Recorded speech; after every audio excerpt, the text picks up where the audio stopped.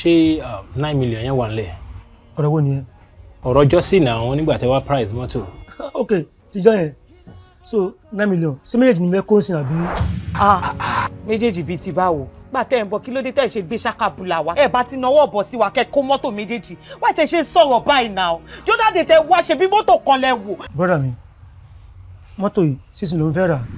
Tẹ́ bá ready ẹ kí n sanwó. Tẹ́ bá ti ready kí n máa lọ.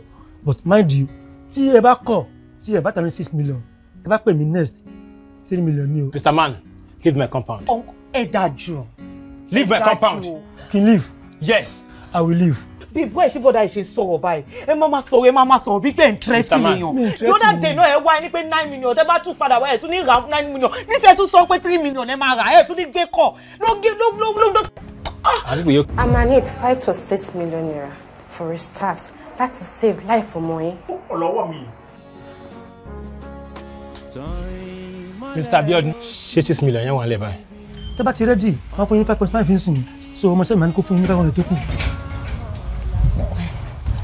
Babe, gba owó yẹn ní ọwọ́ ẹ̀ kò dẹ̀ sign the necessary documents kò kò fún.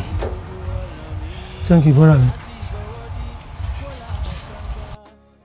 Ó dájú ní dájú ẹni tẹ́ bá ti ń ta mọ́tò báyìí kà ní ẹ̀ kí ẹ̀ tẹ́yọ̀ bá ti ń go through ṣòro báyìí kà ní ṣé ilé máa gbé mọ́tò yìí rìn lójú títí kẹ́ sọ fún wọn ní pé 6 million lẹ ra mọ́tò yìí mọ́tò tó ń tà tó wọ̀ yìí ẹ máa sọ fún wọn pé 6 million ìbọn lókùn tẹ́ máa gbé láì ṣe pé èèyàn lọ jí mọ́tò.